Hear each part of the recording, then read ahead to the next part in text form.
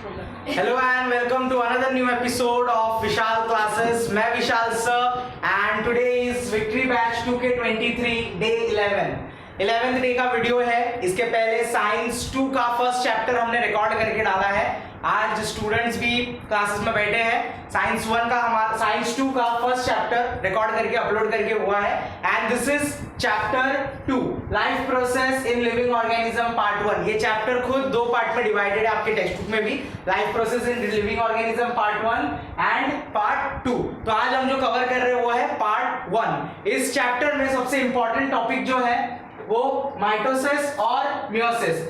Mitosis का diagram आने वाला है. मैं आपको बता दूं स्टूडेंट्स, अगर आप डायग्राम प्रैक्टिस कर रहे हो इस चैप्टर में से तो माइटोसिस का डायग्राम प्रैक्टिस करो. 100% माइटोसिस का डायग्राम आएगा. मियोसिस का डायग्राम नहीं आएगा. डिस्टिंग्विश में आ सकता है या फिर डिफाइन में आ सकता है. तो ये चैप्टर में से ये दो सबसे इंपॉर्टेंट टॉपिक है और एक सबसे इंपॉर्टेंट टॉपिक है क्रेब्स साइकिल. ठीक है, तो वो हम इस वीडियो में आज डिस्कस करेंगे. तो इस चैप्टर के कुछ इंपॉर्टेंट क्वेश्चन जिसके एग्जाम्स में आने के बहुत ज्यादा चांसेस है. वीडियो को स्किप मत करना. चलिए स्टार्ट करते हैं. What is meant by cellular respiration? Cellular respiration का मतलब क्या होता है? Respiration का मतलब क्या होता है? सांस लेना और सांस छोड़ना. Inhalation, exhalation. ये हम बाहर से कर रहे हैं. ये हमारे बॉडी के अंदर सेल भी करते हैं. जब सेल ये सब करते हैं, oxidation of glucose and other food component which take place inside the cell. हम जो भी खाना खाते हैं ये हमारे सेल तक पहुंचता है और सेल जब इसको यूटिलाइज करता है, हमारे खाए हुए खाने को प्रोसेस करता है और उससे एनर्जी क्रिएट करता है, उस प्रोसेस को हम लोग क्या बोलते हैं? Cellular respiration. जब भी सेल्यूलर रेस्पिरेशन होता है दो टाइप में हो सकता है. In the presence of oxygen या फिर ऑक्सीजन नहीं प्रेजेंट है तो भी रेस्पिरेशन होता है. तो समझ में आया? सेल्यूलर रेस्पिरेशन दो तरीके का होता है. एक जब ऑक्सीजन प्रेजेंट है और एक जब ऑक्सीजन प्रेजेंट नहीं है. ठीक है, उसके हिसाब से हमने सेल्यूलर रेस्पिरेशन को दो टाइप में बांटा है. ओके, जब ऑक्सीजन प्रेजेंट होता है तो उसको एरोबिक रेस्पिरेशन बोलते हैं. क्या बोलते हैं? एरोबिक रेस्पिरेशन जब ऑक्सीजन प्रेजेंट होता है. जब ऑक्सीजन प्रेजेंट नहीं होता तो उसको एनारोबिक रेस्पिरेशन बोलते हैं. क्या बोलते हैं? Anaerobic respiration. ओके, ये दो सेल रेस्पिरेशन है. तो सबसे पहले आपको समझ में आ गया होगा सेल्यूलर रेस्पिरेशन क्या है. अब हम उसके टाइप्स को स्टडी करेंगे डिटेल में. पहले है एरोबिक रेस्पिरेशन. एरोबिक रेस्पिरेशन का सबसे मेन फीचर ये है oxidation of glucose in presence of oxygen. मतलब ये रेस्पिरेशन होने के लिए आपके बॉडी के अंदर ऑक्सीजन का सप्लाई होना जरूरी है. Takes place in nucleus and in cytoplasm. Cell के अंदर जो मिडल पार्ट होता है, सेल के अंदर का सबसे बीच का पार्ट जो होता है उसको हम लोग क्या बोलते हैं? न्यूक्लियस. और सेल का जो कवर होता है वो किसका बना होता है? साइटोप्लाज्म. तो ये जो रेस्पिरेशन है कौन सा? एरोबिक रेस्पिरेशन, वो दो जगह पर होता है, न्यूक्लियस और साइटोप्लाज्म. ठीक है, सेकंड पॉइंट हो गया. थर्ड पॉइंट, जब एरोबिक रेस्पिरेशन होता है तो आपको पता है जब भी कोई केमिकल रिएक्शन होता है तो कुछ प्रोडक्ट फॉर्म होता है. तो हमारे बॉडी के अंदर भी केमिकल रिएक्शन होता है और कौन सा दो प्रोडक्ट फॉर्म होता है? CO2 and H2O. क्या फॉर्म होता है? CO2 and H2O. CO2 is carbon dioxide and H2O is water. Energy produced is large amount. Aerobic respiration में बॉडी को जो एनर्जी मिलती है वो कैसे रहती है? लार्ज अमाउंट में रहती है. कैसा रहता है? लार्ज अमाउंट में रहता है. Glucose is completely oxidise. हम जो भी खाना खाते हैं उसमें ग्लूकोज कंटेंट होता है और हमारे बॉडी को एनर्जी प्रोड्यूस करने के लिए ग्लूकोज चाहिए रहता है. तो जब एरोबिक रेस्पिरेशन होता है तो ग्लूकोज पूरी तरीके से ऑक्सीडाइज होता है और हमारा बॉडी उसको पूरी तरीके से क्या कर लेता है? यूज कर लेता है. इससे कितने एटीपी प्रोड्यूस होते हैं? 38 मॉलिक्यूल्स ऑफ एटीपी. कितने मॉलिक्यूल्स? 38 मॉलिक्यूल्स. वापिस एक बार फटाफट, जब भी एरोबिक रेस्पिरेशन होता है तो क्या होना चाहिए? ऑक्सीजन प्रेजेंट होना चाहिए. First point. सेकंड, ये किसके अंदर होता है? न्यूक्लियस और साइटोप्लाज्म. थर्ड, इसके होने के बाद क्या प्रोड्यूस होता है? CO2 H2O. Fourth, glucose completely oxidise होता है. फिफ्थ पॉइंट, कितने मॉलिक्यूल्स एटीपी के प्रोड्यूस होते हैं? 38 मॉलिक्यूल्स. अब उसका उल्टा कौन सा? एनारोबिक रेस्पिरेशन, जिसमें ऑक्सीजन के बिना होता है. किसके बिना होता है? Oxygen is not required. और ये कहां पर होता है? ये कहां पर हो जाता है? न्यूक्लियस और साइटोप्लाज्म. एनारोबिक कहां पर होता है? सिर्फ और सिर्फ साइटोप्लाज्म, न्यूक्लियस में नहीं होता. इसके होने के बाद CO2 प्रोड्यूस होता है और साथ में C2H5OH प्रोड्यूस होता है. ये केमिकल है. जब एनारोबिक रेस्पिरेशन होता है तो ये वाला केमिकल प्रोड्यूस होता है. CO2 देखो कॉमन है लेकिन यहाँ पे H2O था, लेकिन यहाँ पे क्या है? C2H5OH. ओके, इसमें ज्यादा एनर्जी प्रोड्यूस हो रही थी, लार्ज अमाउंट, इसमें एनर्जी कैसी प्रोड्यूस हो रही है, less amount of energy is produce, okay. और इसमें सिर्फ कितने मॉलिक्यूल्स निकलते हैं, 2 मॉलिक्यूल्स ऑफ एटीपी। कितने मॉलिक्यूल्स निकलते हैं, 2 molecules of ATP is produce. तो समझ में आया आपको, यहाँ के पॉइंट्स रिवाइज करो, यहाँ के पॉइंट्स रिवाइज करो। ये सेम चीज आपको डिस्टिंग्विश में भी पूछा जा सकता है कि एरोबिक और एनारोबिक रेस्पिरेशन को डिस्टिंग्विश करो, तो ये पॉइंट्स आमने सामने लिखना है, okay.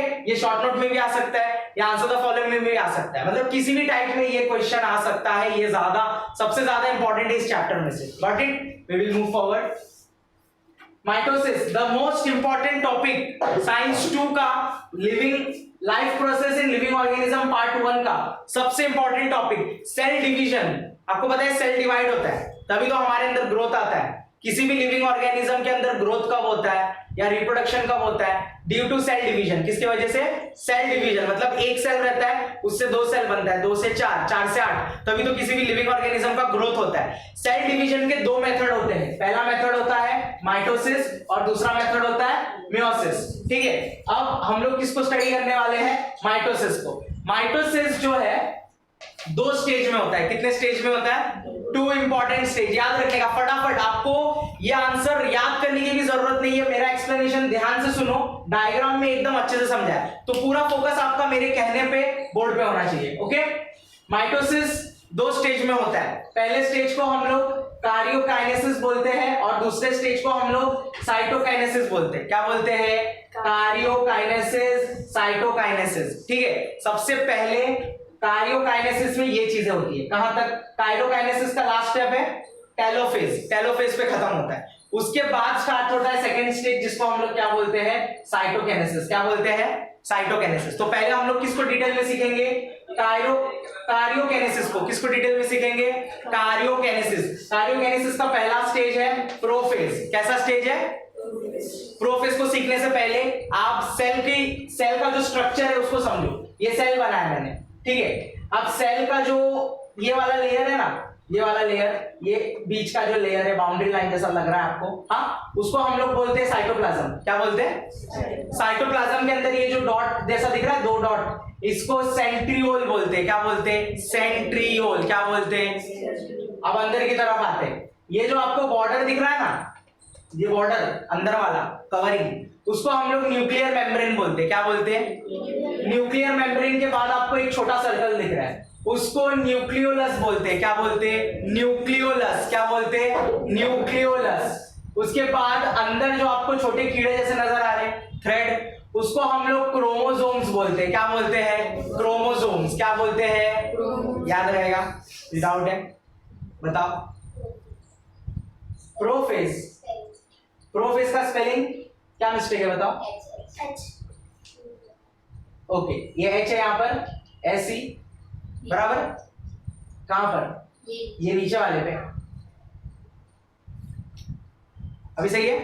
Yes, very good, good observation, ठीक है। हाँ, मिस्टेक्स होते रहते हैं बट स्टूडेंट्स हमको अलर्ट करते रहते हैं, गुड स्टूडेंट्स, ठीक है। प्रोफेज, प्रोफेज 2, तो मैं प्रोफेज में आपको क्या स्ट्रक्चर एक्सप्लेन कर रहा था, this is the cell structure, okay. अब इसके अंदर बाहर वाला जो ये लेयर है, ये क्या होता है? साइटोप्लाज्म। साइटोप्लाज्म के अंदर क्या होता है? सेंट्रियोल। सेंट्रियोल के बाद जो कवरिंग होता है उसको क्या बोलते हैं? Nuclear membrane. न्यूक्लियर मेम्ब्रेन के अंदर ये जो छोटा वाला है इसको क्या बोलते हैं? न्यूक्लियोलस। और ये जो अंदर है इनको हम क्या बोलते हैं? क्रोमोसोम। इतना समझ में आ गया सबको? We will move forward. सबसे पहली चीज क्या होती है? प्रोफेज में होता क्या है? प्रोफेज में कंडेंसेशन स्टार्ट होता है क्रोमोसोम का। किसका कंडेंसेशन स्टार्ट होता है? क्रोमोसोम्स देखो पतले पतले हैं, कंडेंसेशन मतलब वो धीरे धीरे फूगने लगते हैं, वो धीरे धीरे थिक होने लगते हैं, थिक यानी कि जाड़े बनने लगते हैं। पहले एकदम पतले रहते हैं, फिर धीरे धीरे वो मोटे होने लगते हैं, जाड़े होने लगते हैं। दे पेयर विद सिस्टर क्रोमैटिड्स। ये अलग अलग रहते हैं, ये क्या बनाते हैं? पैर बनाते हैं, मतलब क्या बनाते हैं? जोड़ी बनाते हैं। उनको हम लोग सिस्टर क्रोमैटिड्स बोलते हैं। क्या बोलते हैं? Sister chromatids. The centriole start moving opposite pole। ये कौन सा फेज था? ये पहला फेज था। ये कौन सा फेज था? प्रोफेज 1। ये कौन सा फेज था? प्रोफेज 1। अब हम आ रहे हैं प्रोफेज 2 पे। प्रोफेज 2 में क्या होता है? ये जो सेंट्रियोल होता है ना, ये वाला सेंट्रियोल, ये पोल की तरफ मूव करने लगता है। कहां पे मूव करने लगता है? मतलब ये चला जाता है ऊपर की तरफ और ये 2 डॉट्स चले जाते हैं कहां पर? नीचे की तरफ। Nucleus and nuclear membrane disappear. ये क्या हो जाता है? ये देखो यहाँ पे न्यूक्लियोलस है, हाँ, और ये न्यूक्लियर मेम्ब्रेन है, ये प्रोफेज में धीरे धीरे क्या होने लगते हैं, डिसअपियर होने लगते हैं, मतलब गायब, इनका कवरिंग धीरे धीरे हटने लगता है। फिर कौन सा फेज आता है, मेटाफेज। कौन सा फेज आता है, मेटाफेज में क्या होता है, the pair of chromosome are seen in equatorial plane.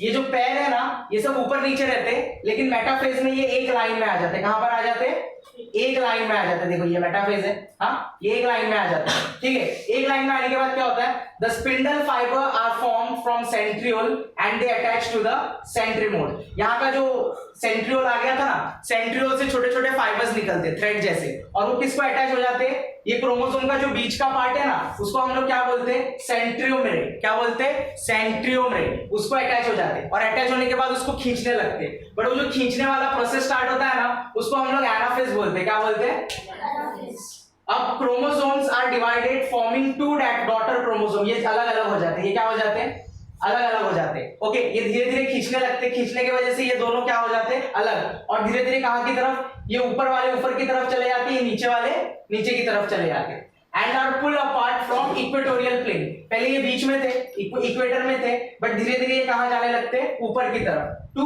Poles. Equatorial से कहां पे जाने लगते हैं ये लोग, पोल्स की तरफ जाने लगते हैं। कौन खींचता है इनको, ये फाइबर्स इनको ऊपर की तरफ खींचते हैं। जब ये पूरी तरीके से ऊपर चले जाते हैं, सेपरेट हो जाते हैं, तब आता है हमारा कौन सा फेज, टेलोफेज। क्या आ जाता है, देखो ये अलग हो गए, खींचने की वजह से ये क्या हो गए, अलग हो गए। जब टेलोफेज आता है तो वापस ये कौन से स्टेट में चले जाते हैं, प्रोफेज। मतलब ये जो फुग्गे रहते हैं, ये वापस कैसे होने लगते हैं, पतले पतले होने लगते हैं, और ये वापस कैसे बन जाते हैं, ऐसे बन जाते हैं। ये बहुत देर तक ऐसे स्टेट में रहते हैं। उसके बाद साइटोप्लाज्म, ये जो साइटोप्लाज्म है, ये कट जाता है और दो नए सेल फॉर्म होते हैं। इस प्रोसेस को हम लोग क्या बोलते हैं, काइटोकिनेसिस। क्या बोलते हैं इसको हम लोग, और दो नए सेल मिलते हैं। वापिस उन सेल के अंदर ये प्रोसेस सारा रिपीट होता है, 4 सेल में कन्वर्ट हो जाते हैं, फिर 4 8 में कन्वर्ट होते हैं, 8 16 में। तो हमारे बॉडी के अंदर जो सेल डिवीजन हो रहा है वो कैसे हो रहा है, ऐसे हो रहा है।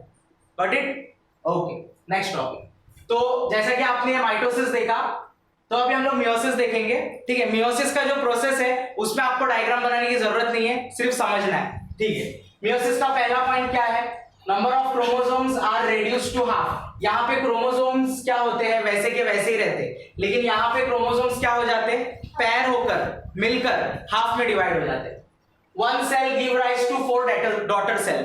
एक सेल से कितने सेल बनेंगे, इससे एक सेल को ही पैदा कर रहा है, लेकिन यहाँ पे एक सेल कितने सेल को पैदा कर रहा है, नए 4 सेल को पैदा कर रहा है। Prophase of meiosis 1 is very lengthy. Meiosis 1, यहाँ पे देखो मियोसिस कौन सा प्रोसेस था, मियोसिस का जो माइटोसिस का प्रोफेज जल्दी खत्म हो गया, लेकिन जब आप मियोसिस में आओगे तो उसका जो प्रोफेज होता है वो सबसे ज्यादा लेंथी होता है, सबसे ज्यादा लेंथी होता है।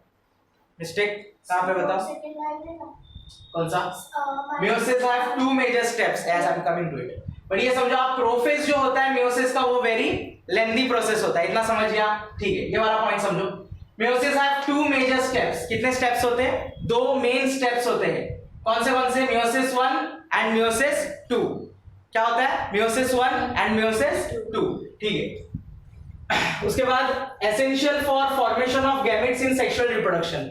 जितने भी ऑर्गेनिज्म सेक्सुअली रिप्रोड्यूस करते हैं खुद को, उनके अंदर ये वाला प्रोसेस चलता है। और ये किसमें चलता है, दोनों में। ये वाला जो प्रोसेस है ना, सेक्सुअल में भी होता है, एसेक्सुअल में भी होता है, लेकिन ये वाला किसमें होता है, स्पेशली सेक्सुअल रिप्रोडक्शन में मेल और फीमेल गैमेट प्रोड्यूस करने के लिए मियोसिस का होना जरूरी है। Takes place only in germinal layer. जिस किसी भी एनिमल के अंदर जर्मिनल लेयर होता है, उसी के अंदर ये हो सकता है मियोसिस। जर्मिनल लेयर के बारे में आप डिटेल में पढ़ोगे kingdom of classification, animal kingdom of classification है, देखो, जिसमें हम लोग ने प्लांट्स और एनिमल्स को क्लासिफाई किया है, राइट। उसमें जर्मिनल लेयर का एक अलग से टॉपिक है, तो जब वो वाला लेसन होगा ना, आपको डिटेल में बताऊंगा जर्मिनल लेयर क्या होता है।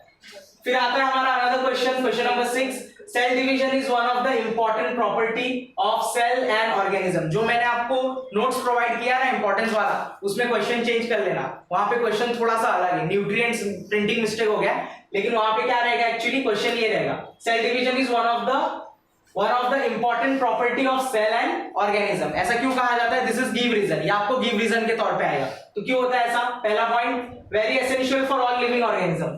सेल डिवीजन है, सेल डिवीजन जो है वो किसी भी लिविंग ऑर्गेनिज्म के लिए बहुत ज्यादा इंपॉर्टेंट है। ये लिविंग ऑर्गेनिज्म का एक प्रॉपर्टी है। क्या नॉन लिविंग थिंग खुद को 1 से 2 में कन्वर्ट कर सकते हैं? अपने आप नहीं कन्वर्ट कर सकते ना, सिर्फ लिविंग ऑर्गेनिज्म ही है जो सेल डिवीजन कंडक्ट कर सकते हैं। The growth and development is possible due to cell division। कोई भी लिविंग ऑर्गेनिज्म ग्रो होता है या डेवलप होता है, किस वजह से होता है? सेल डिवीजन की वजह से होता है। The injured body can be restored। आपके बॉडी में कहीं पर खरोच आ जाती है, कहीं पर कट्स आ जाते हैं, क्या वो घाव जिंदगी भर रहता है? वैसे ही नहीं, थोड़े दिन बाद जख्म भर जाते हैं। जख्म भरने का काम कौन कर रहा है? ड्यू टू सेल डिवीजन आपका बॉडी वापस रिस्टोर हो पाता है। Offspring are produce. देखो पेरेंट सेल होते हैं, पेरेंट सेल से ऑफस्प्रिंग आते, बच्चे आते, एक नेक्स्ट जनरेशन आता है पूरा। तो वो किस वजह से आता है, किस वजह से पॉसिबल है? Due to cell division. Asexual reproduction में कौन रोल प्ले करता है? माइटोसिस, जो मैंने आपको बताया। और मैंने आपको ये भी बताया कि सेक्सुअल रिप्रोडक्शन में किसकी जरूरत होती है? मियोसिस। मतलब जिस लिविंग ऑर्गेनिज्म में सेक्सुअल रिप्रोडक्शन होता है उनके बॉडी के अंदर मियोसिस प्रोसेस चलता है, और जो एसेक्सुअली रिप्रोड्यूस कर सकते हैं उनके बॉडी के अंदर सेल डिवीजन कैसा होता है? माइटोसिस के तौर पे। ओके, समझ में आया? Clear? Okay, another most important question, ये डायग्राम आपको याद करना है। इस क्वेश्चन के लिए ये डायग्राम आपको याद ही करना है, यानी कि रट्टा मार लेना है, समझो। मतलब समझो ये डायग्राम है, आपको पूरा हुबहू रट्टा मारना है, ठीक है? तो ये नोट्स में अलग से आपको पीडीएफ वाइज प्रोवाइड करूंगा मेरे वेबसाइट पे, या फिर मैंने टेलीग्राम ग्रुप भी बना लिया है, उसका लिंक मैंने आप सबके साथ शेयर किया है। तो आप लोग टेलीग्राम पे फटाफट ज्वाइन हो जाओ, बस 1-2 दिन के अंदर सारा नोट्स एक साथ कंबाइंड होकर आपको मिलेगा। ओके, तो ये डायग्राम आपको एकदम रट्टा मार लेना है। अब लिखना क्या है वो मैं आपको बता रहा हूँ। क्रेब्स साइकिल विद रिएक्शन बोला रहेगा तो ही डायग्राम बनाना है। सिर्फ बोला है कि एक्सप्लेन क्रेब्स साइकिल, तो आपको सिर्फ आंसर लिखना है, डायग्राम नहीं बनाना है। रिएक्शन बोला तो डायग्राम बनाओ, रिएक्शन नहीं बोला तो सिर्फ आंसर लिखो, ठीक है? इसको क्रेब्स साइकिल बोलते क्यों है? क्योंकि इसको जिस साइंटिस्ट ने डिस्कवर किया था उसका नाम क्या है? Sir Hans Kreb. क्या नाम है? Sir Hans Kreb. इस क्रेब्स साइकिल का दूसरा नाम क्या है? Tricarboxylic acid cycle. क्या बोलते हैं इसको? Tricarboxylic acid cycle. ये क्रेब्स साइकिल का दूसरा नाम है। इतना टफ नाम है ना, इसलिए हम लोग सिंपली इसको क्या बोलते हैं? क्रेब्स साइकिल, क्योंकि इसको साइंटिस्ट ने डिस्कवर किया था तो उसके नाम पे हमने इसको रख दिया। इसमें क्या प्रोड्यूस होता है? द एसिटाइल कोएंजाइम ए, ये विटामिन का नाम है, एंजाइम का नाम है। Molecule enter the mitochondria. अब माइटोकॉन्ड्रिया आप सबको पता है, सेल के अंदर माइटोकॉन्ड्रिया होता है, जिसको power house of the cell भी कहा जाता है। मतलब सेल को चलाने का काम कौन कर रहा है? माइटोकॉन्ड्रिया कर रहा है। जैसे सपोज कोई मॉल में जाते हो, आप हॉस्पिटल में जाते हो, वहां का लाइट चला जाता है, बैकअप चला जाता है, तो हम लोग एक बाहर देखते जनरेटर लगा होता है, और वो जनरेटर से वो पूरा बिल्डिंग ऑपरेट होता है, वो जनरेटर से पूरे बिल्डिंग का लाइट चलता है। तो समझ जाओ सेल को एनर्जी जो प्रोवाइड कर रहा है वो इन्वर्टर है, वो जिसको हम लोग क्या बोलते हैं? माइटोकॉन्ड्रिया। क्या बोलते हैं? तो माइटोकॉन्ड्रिया के अंदर कौन जाता है? कौन सा केमिकल? Acetyl coenzyme A. तभी ये रिएक्शन स्टार्ट होता है। दे participate in chemical reaction taking place in Krebs cycle. जैसे ही माइटोकॉन्ड्रिया के अंदर ये वाला केमिकल एंटर करता है तो एक केमिकल रिएक्शन होता है, उसी रिएक्शन को हम लोग क्या बोलते हैं? Krebs cycle. In cyclic chemical reaction, acetyl coenzyme A is completely oxidized। जैसे ही ये वाला केमिकल माइटोकॉन्ड्रिया के अंदर जाता है, माइटोकॉन्ड्रिया उसको अलग अलग विटामिन, मिनरल्स जो भी हमारे बॉडी को चाहिए उसमें वो कन्वर्ट कर देता है। उसको हम लोग बोलते हैं ऑक्सीडेशन। क्या बोलते हैं? It produces. अब जब एसिटाइल कोएंजाइम A माइटोकॉन्ड्रिया के अंदर जाता है और वो ऑक्सीडेशन वाला प्रोसेस स्टार्ट होता है, क्रेब्स साइकिल स्टार्ट होता है, तो हमारी बॉडी को क्या क्या मिलता है? हमारी बॉडी को CO2 मिलता है, हमारी बॉडी को H2O मिलता है, NADH2, FADH2 और ATP। ये तीनों चीज हमारे बॉडी को काम को है। NADH2, FADH2, ATP, ये हमारी बॉडी का एनर्जी है, तभी हम जिंदा है, चल पा रहे, बोल पा रहे, काम कर पा रहे हैं ना, ये हमारी बॉडी का एनर्जी है। H2O अलग अलग फॉर्म से बॉडी से रिलीज हो जाता है, स्वेटिंग के जरिए। हम लोग जब रोते हैं तो यही वो चीज रहती है, स्टोर रहती है बॉडी में, ये निकल जाती है। CO2 हम लोग जो सांस छोड़ रहे हैं ना, ये बॉडी के अंदर बहुत मात्रा में प्रोड्यूस होती है, लंग्स उसको कलेक्ट करता है बॉडी के हर पार्ट से, और जब हम सांस छोड़ते हैं ना, ये वाला CO2 रिलीज हो जाता है। और ये सारा काम ऑक्सीजन के प्रेजेंस में होता है। हम लिविंग ऑर्गेनिज्म है, हाँ, we are human, animal kingdom को बिलोंग करते हैं, तो हमारे अंदर ये कौन से प्रोसेस में हो रहा है? Aerobic, in the presence of oxygen. कुछ ऑर्गेनिज्म इतने स्पेशल होते हैं कि अगर उनको ऑक्सीजन नहीं भी मिला तो भी क्रेब्स साइकिल चलता है, लेकिन वो लोग कौन से फॉर्म में कंप्लीट करते हैं उसको? कुछ ऐसे माइक्रो ऑर्गेनिजम्स होते हैं, कुछ ऐसे जर्म्स होते हैं, बैक्टीरियाज होते हैं, कुछ वायरसेस होते हैं, जिनको अगर आप ऑक्सीजन भी नहीं दोगे तो भी वो लोग सेलुलर रेस्पिरेशन करेंगे। किसके जरिए? ओके, तो ये चैप्टर का ये सारा इंपॉर्टेंट था जिसको आपको करना है। ये चैप्टर जिन बच्चों को लग रहा है कि बहुत ज्यादा हार्ड है और वो बच्चे सोच रहे थे कि इस चैप्टर को स्किप मार देंगे, प्लीज डोंट स्किप इट। ये सारा स्किप करने से अच्छा है मैंने जितना इंपॉर्टेंस दिया है ना, ये सारा इंपॉर्टेंस कर लो, ये चैप्टर 100% आपका हो जाएगा। अगर आपको नहीं समझ में आता है वीडियो को रिपीट देख सकते हो, स्लो करके देख सकते हो। अगर आपको ऐसा लग रहा है कि सर बहुत स्लो जा रहे हैं तो वीडियो का स्पीड थोड़ा सा बढ़ाकर देखो, आपका टाइम सेव हो जाएगा। हाँ, और अगर नोट्स आपको अच्छे से समझना है, नोट्स को यहीं से अगर आप पेन पेपर लेकर इस वीडियो को देख रहे हो तो वीडियो की क्वालिटी 720 के ऊपर रख के देखना, आप वीडियो के साथ साथ नोट्स भी लिख पाओगे। ठीक है, या तो फिर एक बार स्क्रीनशॉट ले लेना इसका और जगह जगह पे स्क्रीनशॉट लेकर नोट डाउन कर लेना नोट्स को। और मैं नोट्स प्रोवाइड करने वाला हूं, टेलीग्राम ग्रुप ज्वाइन हो जाओ। टेलीग्राम का जो लिंक है वीडियो के नीचे डिस्क्रिप्शन में दे दूंगा, वेबसाइट का लिंक भी दूंगा। और साइंस 2 है ये, साइंस 1 का सीरीज कंप्लीट हो चुका है तो वो प्लेलिस्ट का लिंक भी आपको वीडियो के नीचे डिस्क्रिप्शन में मिल जाएगा। आज के लिए बस इतना ही। वीडियो पसंद आया तो लाइक करो, चैनल को सब्सक्राइब करो। मेरे स्टूडेंट से भी रिक्वेस्ट है कि आप वीडियो अगर देख रहे हो तो प्लीज चैनल को सब्सक्राइब करो, मुझे बार बार आपको ग्रुप में वीडियो शेयर करना पड़ता है, राइट, तभी आपको पता चलता है वीडियो आया है। तो इसका एक आसान तरीका है, चैनल सब्सक्राइब कर लो, जब भी वीडियो अपलोड करूंगा ना सबको नोटिफिकेशन आ जाएगा। और अपने दोस्तों को भी बोलो जरा स्कूल में, है ना, उनके साथ भी शेयर करो। अगर आपको कोई डाउट आता है comment section is open and that's it for today, will meet in next episode. Thank you.